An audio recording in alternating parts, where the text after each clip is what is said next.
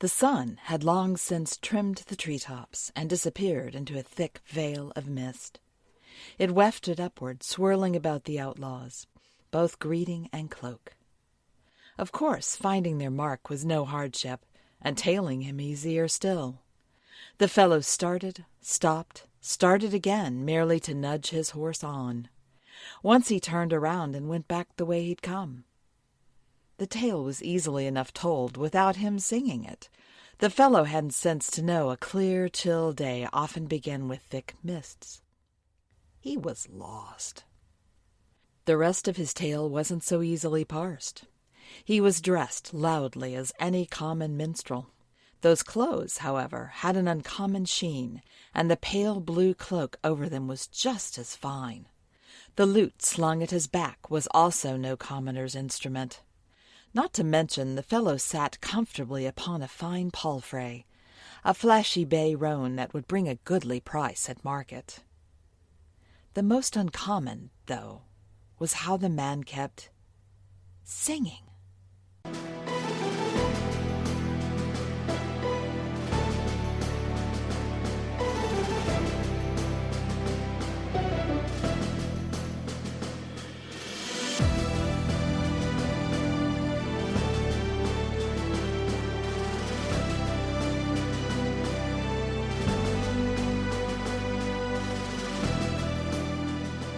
What you heard there before the introduction music was a small selection from the start of J. Tullos Hennig's book, Winterwood, the third book in her Wood series of Robin Hood novels. The following interview with J. Tullos Hennig was initially intended to be combined with the previous episode featuring Andy Mark Simpson, as part of a larger discussion regarding the use of the supernatural in Robin Hood adaptations. However, at the beginning of the interview, Janine refers to her Robin as a gay, chaotic druid. And ultimately, I felt it would be doing a disservice to the character and her work to simply focus on the druid component. So I decided to have each interview stand on their own and let this one really focus on Janine's work and her sources of inspiration. In the interview, we discuss how the influence of the neo-pagan movement from the 70s and 80s impacted her work, the importance of queer representation, how a more obscure medieval outlaw became a central figure in her novels, and, fittingly for our year-long celebration of the 40th anniversary of the Robin of Sherwood series, the personal connection that she shared with Richard Carpenter, the creator of that show. So, string your bow, put on your best Robin Hood cosplay, as we enter the Greenwood with novelist J. Tullos Hennig.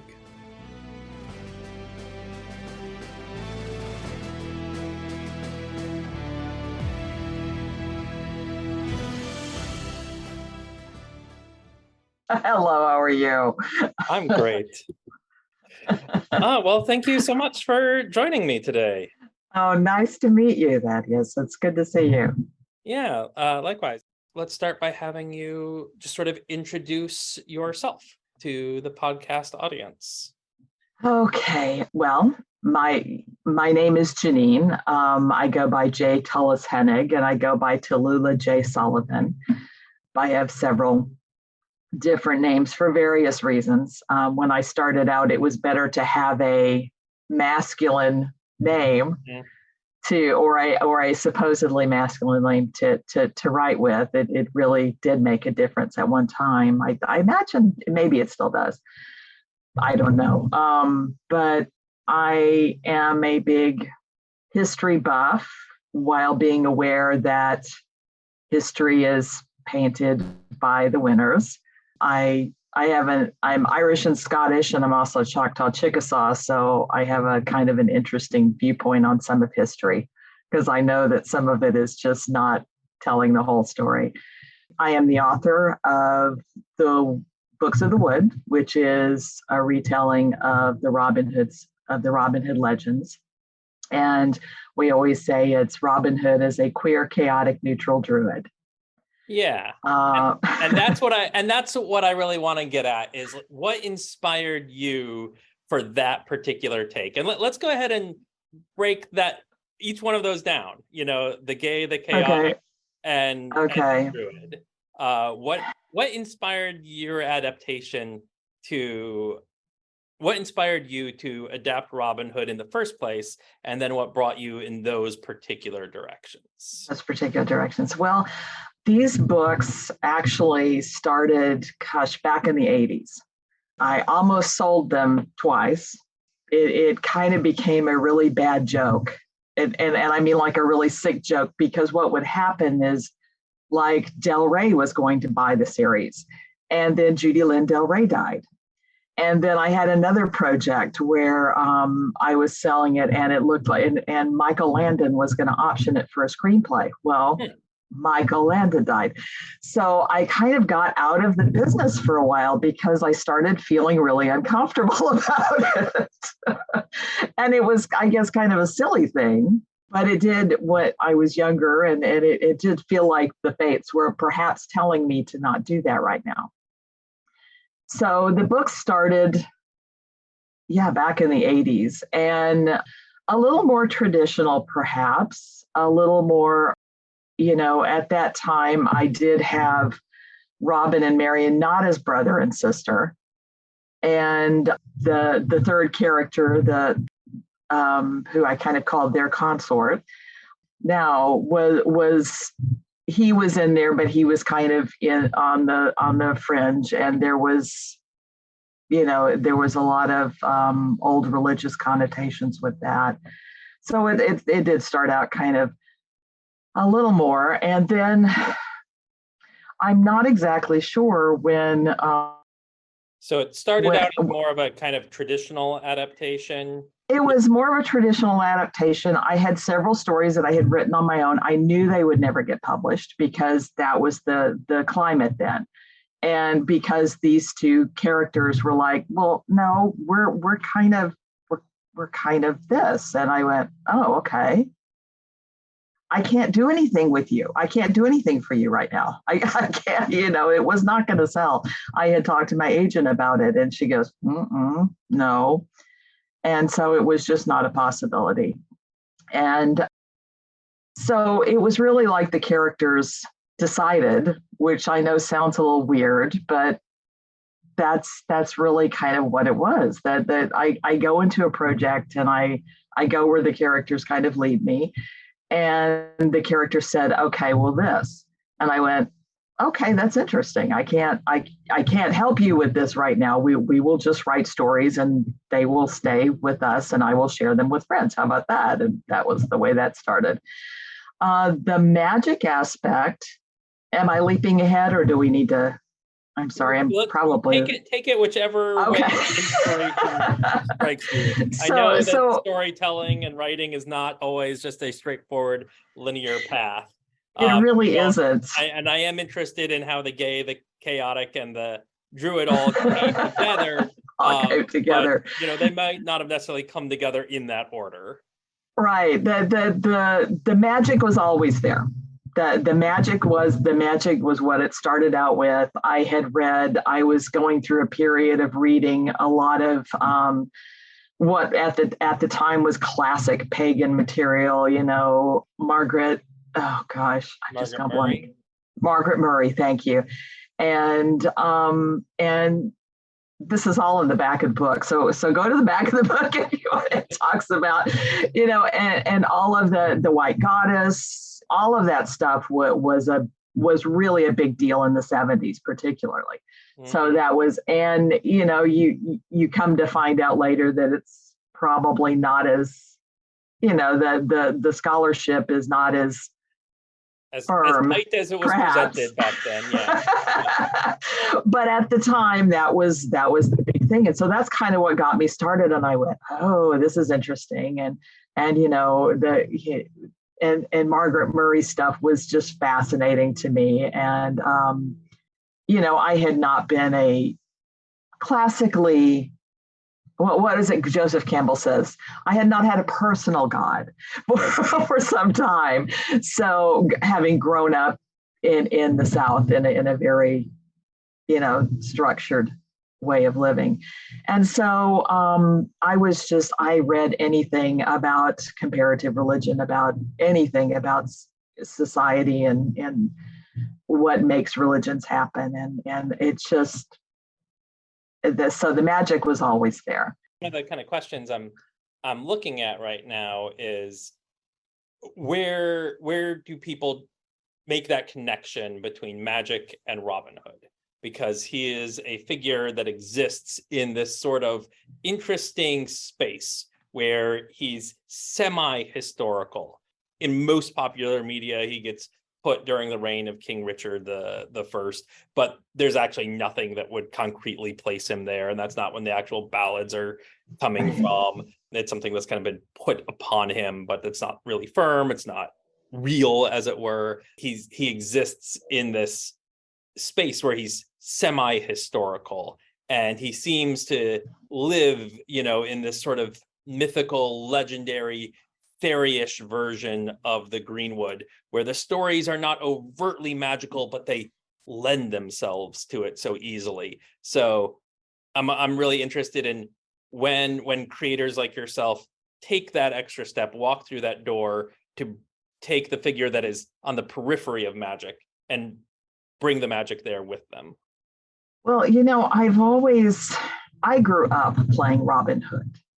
It was just something we always did. We were out with our little bows and arrows and everything in the woods. I grew up in the country. I grew up in the woods, and we were just country kids. And if we didn't have our 22s, so in case, some wildcat came on us, which was it was a danger where I grew up, you did.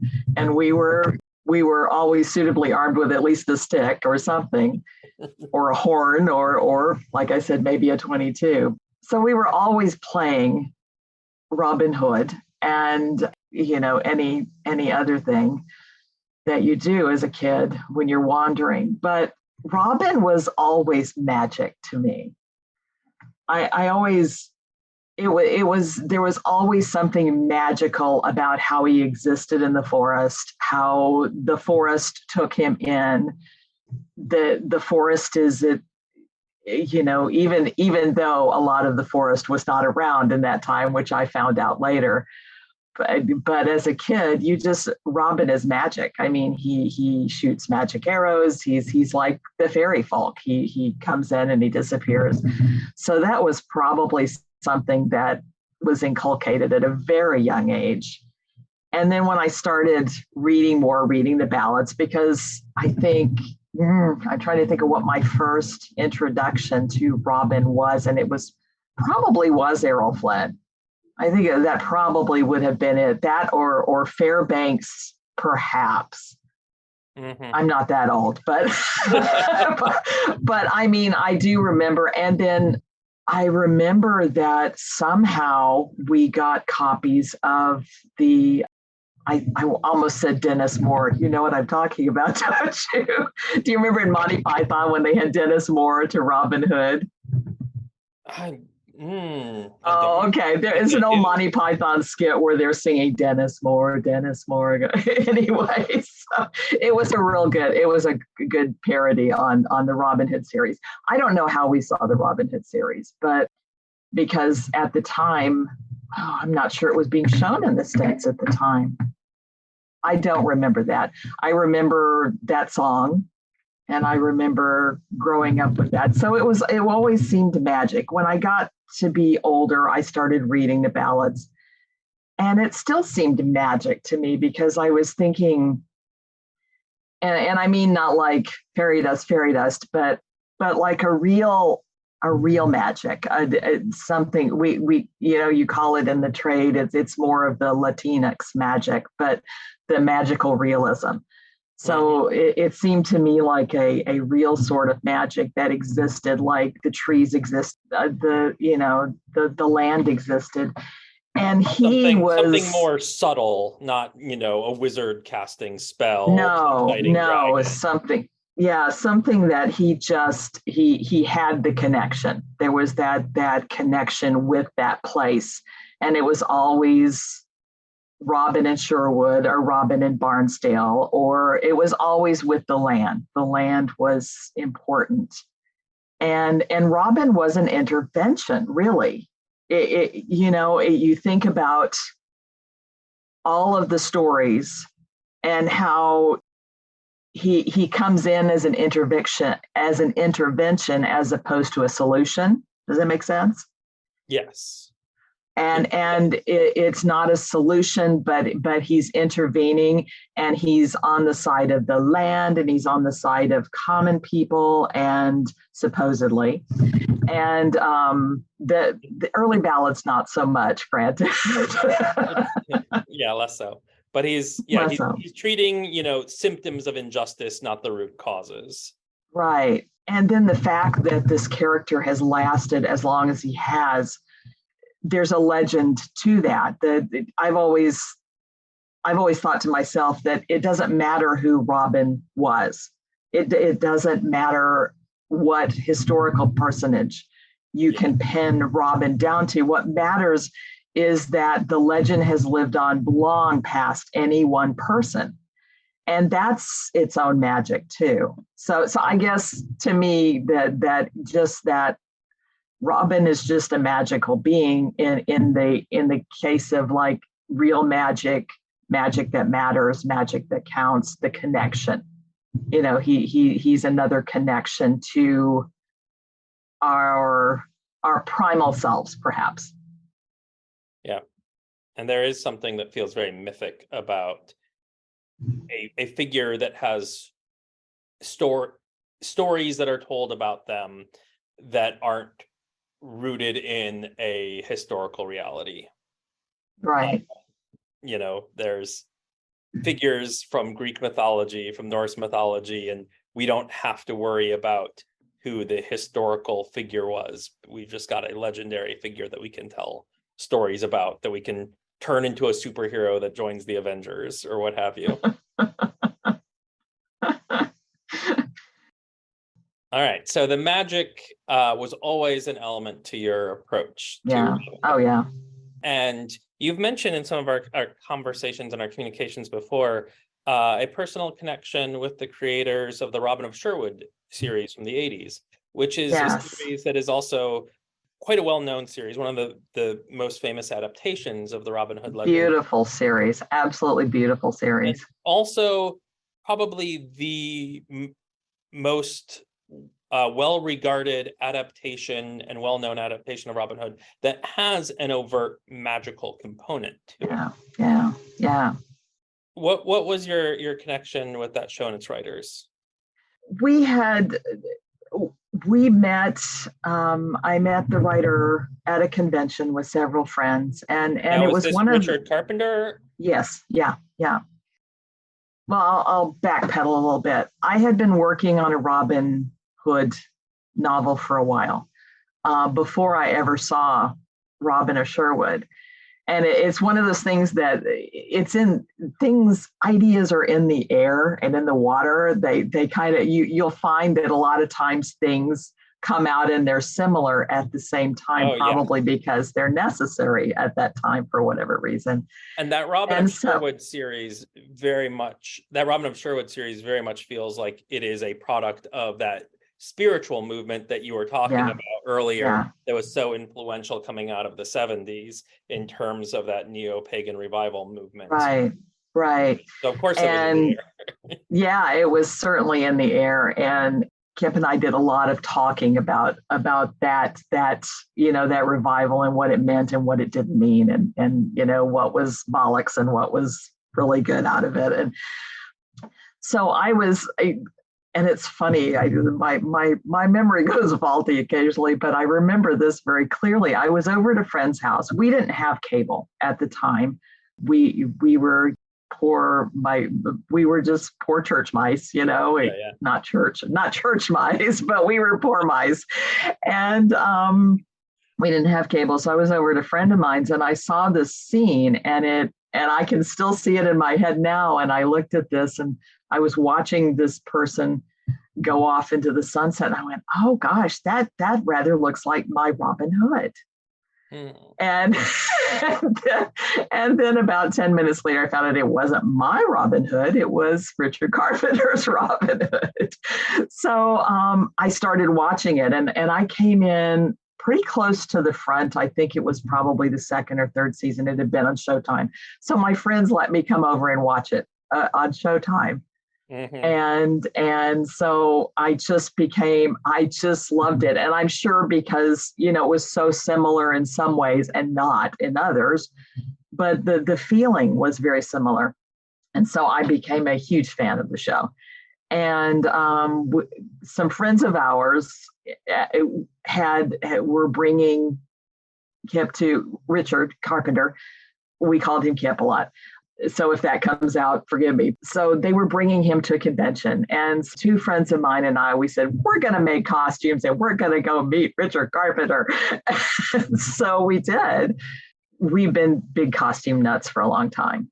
So we made the costumes, and he was just, we met him because we were friends of the committee. It was just one of those things that would never happen today, not with the creation cons and everything, but we went out for drinks, and he was just blown away by the costumes. He couldn't believe it, that somebody would do costumes, and we all hit it off, and we just stayed friends for a very long time. And unfortunately, and I regret this forever, that I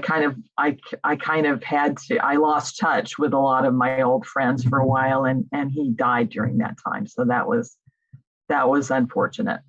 Yeah, and we had a lot of fun talking and had some interesting things that when Prince of Thieves came out, he called me up once, and this was when phones weren't that cheap, so we would spend a couple of dollars, and he called me up, and it was a fun time, and I really enjoyed the show, and we costumed, and we went to the conventions. There were little conventions for just that particular show. And what were your costumes?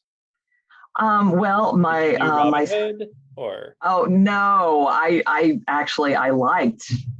felt more in tune with Robin, but I dressed up as Marion, because at the time I had red curly hair, and I could. Well, red curly hair would make you look very much like the Marion from the Robin of Sherwood show. Judy Trout, I think, was the actress's name. Yeah. And so, and my spouse dressed up as Robin, and we just went to the conventions, and it was fun. It was a fun time. We were young, and we had a lot of fun doing it. Yeah. So the magical element of Robin Hood was just kind of always there for you, and the kind of neo-pagan spiritual movement kind of helped inform that some.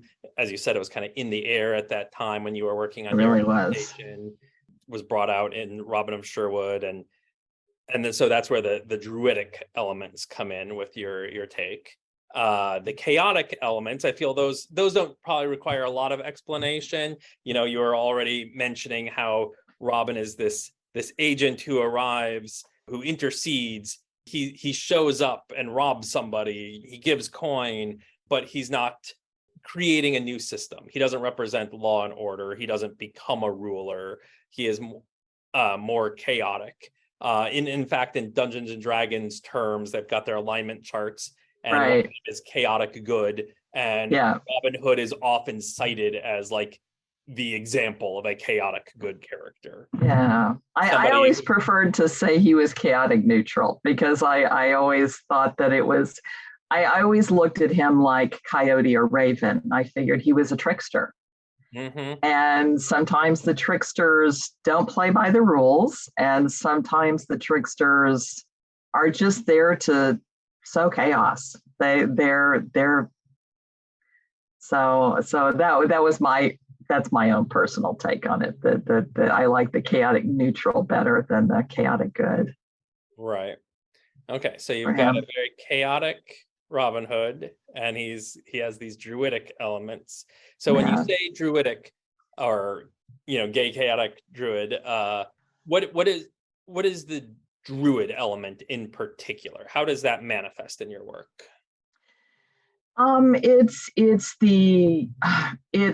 what you might say the older religion, the older gods, not as in the neo-pagan movement so much, because like I said, that was then, this is now. And it just in tune with the spirits of the place, the spirits of the forest, in tune with what's necessary to, well, I think they say in The Wicker Man, to and to appease them when necessary. I think that's what he says. And that there's a very spiritual connection for in my story. There's a very spiritual connection with him and the forest and the gods and goddesses and beings of the forest. And it's like a personification. He's kind of that, he takes on the personification of that creature of chaos, creature of trickster. There is a bit of the fertility cult that comes in, that which is kind of part of what that particular bent is about. Druid, I say, because the Druids are of course all gone by the time this book comes about, but I can still see it in my thoughts that there are little tendrils still remaining, little bits here and there still remaining. So far as like if there ever was a official cadre of druids, which is of course historically we just don't know. But for a story, as opposed to his story, it works. So more picking up the remnants of these past traditions, right, and spiritual elements, rather than wearing white robes and leading rites at Stonehenge on the equinox, right. having a golden sickle and cutting mistletoe. Right. It's a bit. I mean, there are elements and little things that come through, but it very much is. In this case, it is the last remnants, and these people are just trying to keep going what they believe is right. Mm-hmm. And even though they don't have all the tools, perhaps, with which to work, they are trying to keep that system of belief going. And so the first part of the statement was the gay, chaotic, druidic Robin Hood. And I've certainly read plenty of adaptations that use some sort of homosexual representation. And I find it's a very legitimate interpretation. Any adaptation is legitimate in some way or other. They're all our stories that we're telling. And I've read a fair number of interpretations of Robin Hood that take some sort of homosexual or homoerotic bent. Sometimes Robin Hood's a man, sometimes Robin Hood's a woman. Yeah. And sometimes he has gay relationships, sometimes he has lesbian relationships, or she has lesbian relationships in those cases. So, and I think it really works. I think the Robin Hood stories lend themselves well to those sorts of interpretations. You have these outsider figures, and I love the idea of Robin Hood and the Merry Men the most when I can think of the band of merry men as something that is inclusive. And too often we represent the Middle Ages as a place in which homosexuality doesn't exist. It is whitewashed away, or when it is presented, it's done in this very negative sort of way. You get the Prince in Braveheart, who's presented as being gay and foppish, and that's bad and sissy, and so it's either that shameful thing of the character you're not supposed to like, or it doesn't exist at all. And so I think it's wonderful to have interpretations of a popular figure like Robin Hood, somebody that stands up for people who are oppressed and embraces all of that. So what led you to your interpretation, that element of your recipe? Well, that was the one, like I said, the characters kind of revealed themselves in that. I mean, and when you're talking about another time, it's difficult to label things because the labels that we have now for certain for everything, it seems we are kind of impressed with labeling right now. So the labels that we have would not have been used, whereas the Robin character in the Wood books is very much he's very, very, very into guys. He's not really interested in women. He likes women. He loves women. He loves his sister. He loves his mother. He's just not interested in going to bed with them. And whereas the one who ends up being his lover is more bi, easy or pansexual, I guess you would call it. I don't know if when I was, it's always been bi as far as I know, but I'm learning. I'm trying to come up with all the new phrases. So, I like to hope that all sorts of sexualities are portrayed because all sorts of sexualities exist. We're all on some sort of spectrum, one way or another. So for me, it was like the character said this, and I went, oh, okay. And I was a little concerned at the time because I'm going, well, what does that do with this aspect of the religious bent? And so it was kind of like, oh, I get it now. So, and it sounds like I talk to my character, and I do. I talk to my characters quite a bit. That's just kind of the way it goes. The trouble is they talk back too. So, that's not as acceptable, but it's the way it is. The characters, from wherever that comes from, the characters, and I found that as a writer who's been writing probably since I could hold a pencil, the characters know better than we do. The characters know what they are, who they are, when they are, better than we do. And so it was very important to me to show, diversity has become another buzzword, but it was very important for me it's very important to me to speak to things that have perhaps not been spoken to or have not been openly spoken to. And the more years I've written, the more that's become very, very important to me. There are so many stories that haven't been told because they've not been allowed to be told. Mm-hmm. And there are so many amazing viewpoints that have not been heard. So having queer characters is like having straight characters, is like having brown characters, is like having it's all it's all important. And yeah, it's just extremely important and to me and I think to a lot of people who've perhaps struggled with having their voice heard. I think that's absolutely appropriate and wonderful. And glad that there are writers like you that see that and embrace that. So the figure of his romantic interest, Robin's romantic interest, who is this figure and how did he come in? And my understanding is that there are some conflicts that might arise because of spiritual beliefs, but with the character. Yes. Well, one of the characters that always stuck out to me when I was reading Old English ballads was Gamelyn.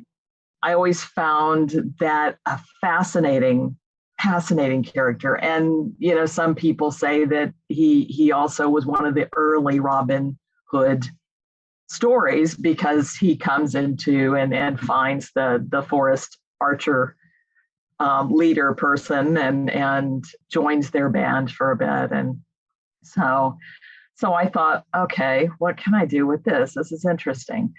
And then there's always the other G, which would be Guy of Gisborne. And so, and I probably will have spoilers. So if anybody is not into spoilers, then maybe they need to do They've this. been Well, warned. Yes. they've been more okay. There may be spoilers. So those two characters kind of meshed, and Gamelin starts out as a very naive, very, very Christian noble. They literally kind of run into each other. He wrecks his car on the side of the road in the forest. Basically, he gets dumped off his horse, and so Robin brings him home to Mom to fix. Mom's a wise woman and a ward wife, so she knows how to fix things. And they're very young, and they don't really like each other, and there's kind of the typical relationship trope there, and playing with that character, playing with Gamelin Boundies, as he's known in the Tale of Gamelin, that was a great deal of fun because I don't see him anywhere. He was just, it was just like, wow, I have this, you see Sir Richard, he pops up, and originally in the original versions of Greenwood and Shirewood and the books that come after there, I was thinking this was Sir Richard, and then I went, oh, that's just, everybody does that. And so then I pulled this other character kind of sideways out, and it just got more fascinating the more I researched it and the more I read, and it's a great deal of fun to read it, the original, to read the original.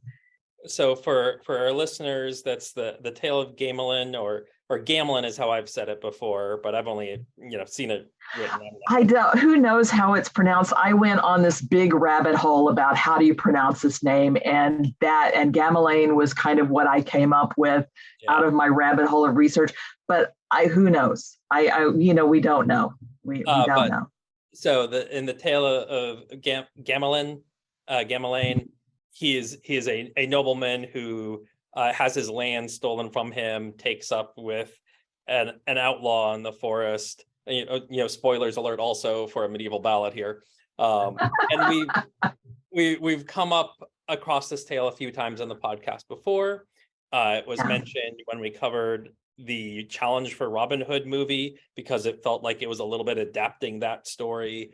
Right. It came up in my interview with Will Hoff when we were discussing medieval outlaw ballads. So it is a figure that has come up a few times, but like you were saying, is definitely a lesser known medieval figure, very much eclipsed by the likes of Robin Hood. Right. Has some distinct similarities. And fascinating because it's a tabula rasa, right? I mean, it is literally you can kind of do anything with that tale because they're not even sure where it came from. I mean, they think that he was in Chaucer, that it was found in Chaucer's manuscripts, and so it's connected loosely to Chaucer, but they think it's older. They don't know, and that's gold for a writer, right? It's like, oh, I can play with this a little more. So the whole aspect of the brothers who are trying to dun him out of his inheritance, and it was just family drama is a perfect recipe for writing. It's just family drama, and and it's presenting him in this outcast role based on that family drama you were mentioning, and as we were just saying, Robin Hood works well when it's embracing outcasts. Right. And he also has a very special relationship with Robin's sister Marion. They get along actually much better at first than he and Robin get along.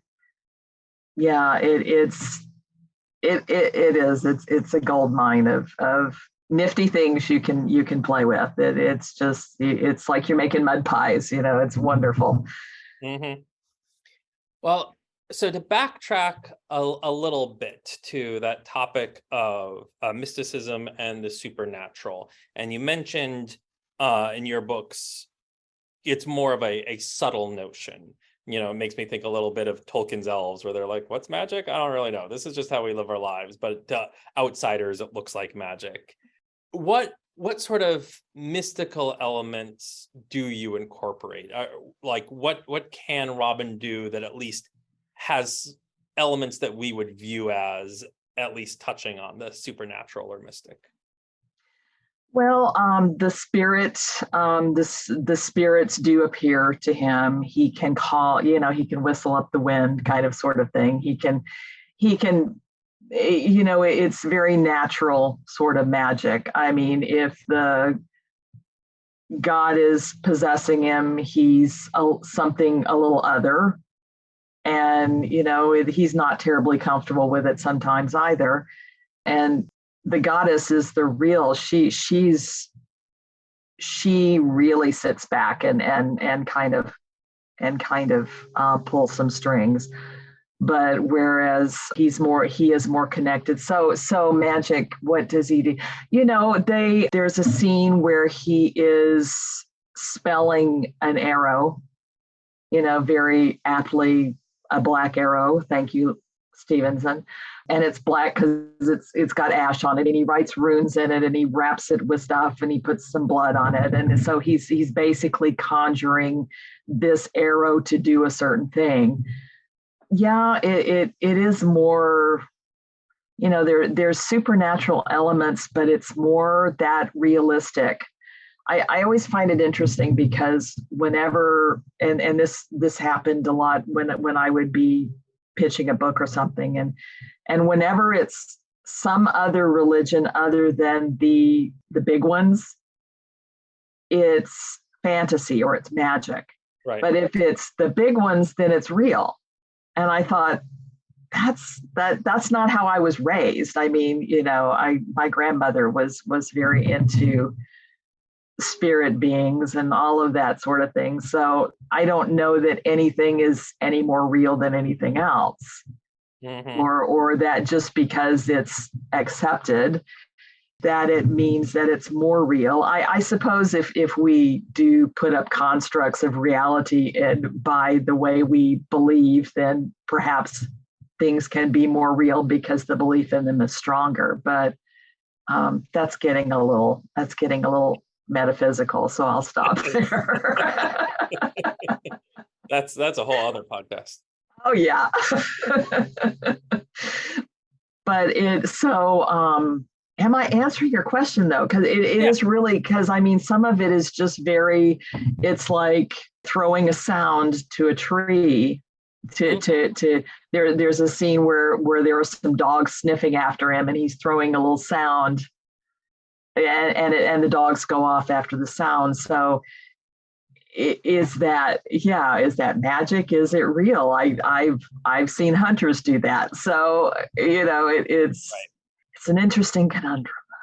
It is, and that's very much answer my question, because I was very curious to see kind of where you were approaching the character, how you were being influenced by the potential supernatural elements that the character might embody, because it is a figure that lends itself to very hard, and fast historical tales that are very down to earth.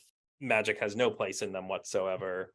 But also I have seen stories where there are vampires and werewolves or dragons and fairies, and where Robin Hood can get incredibly bordering into these high fantasy realms. Right. And so it is interesting to see kind of the paths that people take with the character, and how much they skirt along kind of either edge of those sort of extremes that you can get. I tend to say that these are more historical than historical fantasy, because if Outlander can be considered historical, which is then a series that is straight up about time travel. Right. If that can be considered historical, then I think I would consider mine more historical than fantasy. But there's certainly, there's always that little bit of, is there something a little mystic? Does right? He casts the spell on the arrow, does it do the thing he wants it to do because he was able to shoot it properly, or because he put the right runes on? Because, yeah, I mean, and you can talk about people putting spells on other people, and with this arrow as a spell, as a madness spell. So is it because the person believes in the madness spell, or is it because the madness spell is there? Or, I mean, that's the reader to decide. We don't know. And is it even more magical that the placebo effect works? I mean, that to me is an amazing thing, that you can basically fool your body. That's pretty magical. That can create real physical changes. Yeah. Right. It's like the multi-universes in physics. That's pretty magical. The world is pretty magical, actually, I think. And not in, like woo-woo, wash your crystals under the moonlight kind of thing, which, if that works for you, that's fine too. I'm not saying that, but the world is a pretty amazing thing. So if somebody were interested in reading your books, how could they find them? Well, my website, jtulloshennig.com, .net, though .com will get you there too. It's JTULLOSHENNIG. And then you can also look, if you're looking for something a little easier to spell, it would be through Forest Path Books, which is where my books are available. And we're working on some more audio. The first two are available in audio. And in ebook and in paperback and in hardcover. And I really enjoyed writing them, and I hope people enjoy reading them. Yeah, and I will make sure to include those links in the show description. Yeah, well, thank you so much for taking an hour of your time to talk with me. It's always a delight talking to people about Robin Hood, talking to people about the things that they're passionate about, their creations. I always enjoy it. It is enjoyable. Thank you so much for having me on your podcast. I've really enjoyed listening to it too. So it's nice to find some more Robin Hood nerds. Yeah, it turns out we're out there.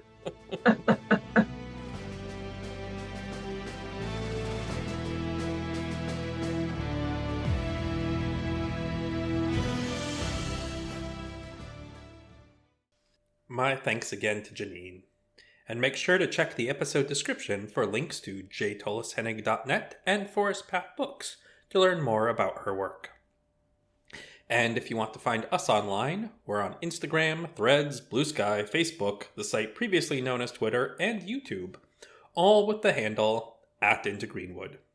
There's also a Discord server set up by Mike Nichols where trivia contests, watch parties, book clubs, and more get organized.